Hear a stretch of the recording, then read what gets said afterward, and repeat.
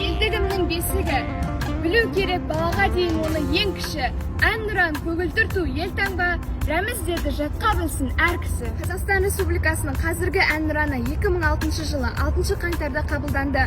Композиторы Шәмші Қалдаяқов, сөзін жазғандар Жұмекен Нәжімеденов және Нұрсұлтан Назарбаев. Заң жалауы көкте қыран қалықтап қанат қағып барады.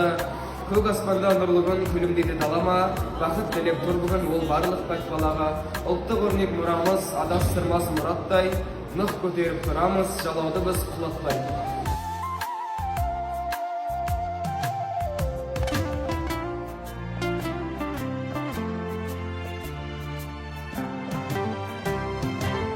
Қазақстанның елтаңбасы 1992 жылы қабылданды. Оның авторлары Жандарбек Мәлібеков, Шотаман Уәлихан.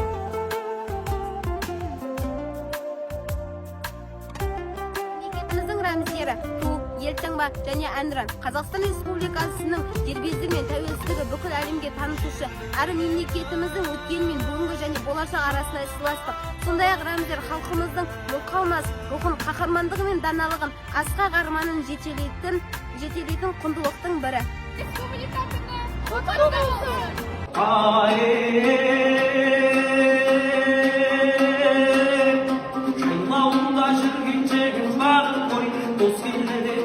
Жатырғаның той, алғашқы рет көріп тұрсың сен оны, нағыз қазақ осы мені танып қой.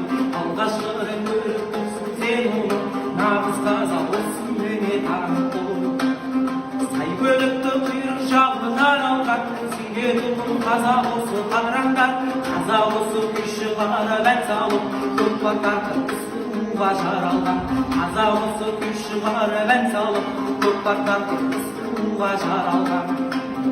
Қазақ осы айтан оғын жерге сыр, оғайын қалып еміз ол кесір. Қазақ осы аңғал саңғал жабусыз, қазақ осы ағыл тегіл күлгісі. Қазақ осы аңғал саңғал жабусыз, қазақ осы ағыл тегіл күлгісі.